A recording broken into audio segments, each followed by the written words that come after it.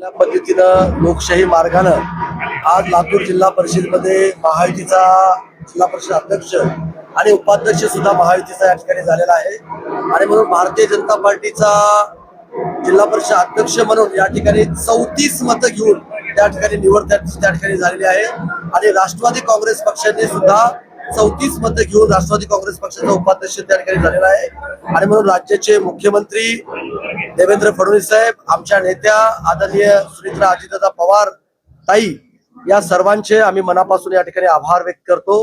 त्यांनी या ठिकाणी आम्हाला महायुती करण्यासंदर्भामध्ये परवानगी दिली आणि आज महायुतीचाच दोन्ही उमेदवार त्या ठिकाणी मोठ्या फरकाने त्या ठिकाणी निवडून आलेले आहेत आणि सर्व जिल्ह्यातले नेत्यांनी एक संघपणे एक दिलानं त्या दोन्ही नावाची शिफारस त्या ठिकाणी केली आणि दोन्ही आज त्या ठिकाणी निवडून आलेले आहेत। त्याचा आनंद आम्हाला त्या ठिकाणी आहे। जागा वाटपाच्या संदर्भात काय फरक वाटत? हे जागा वाटपाच्या संदर्भामध्ये आज तरी अध्यक्षपद भारतीय जनता पार्टीकडे दिलेलं आहे आणि उपाध्यक्षपद राष्ट्रवादी काँग्रेस पक्ष त्याकडे आहे। त्याच्यापुढे पुढे जे काही ठरणार आहे ते आम्ही सर्व जिल्ह्यातले नेते बसून प्रदेशकडे आम्ही तो प्रस्ताव त्या ठिकाणी पाठवू आणि जे प्रदेश ज्या सूचना देतील त्या पद्धतीने पुढचं आम्ही त्या ठिकाणी काम करू।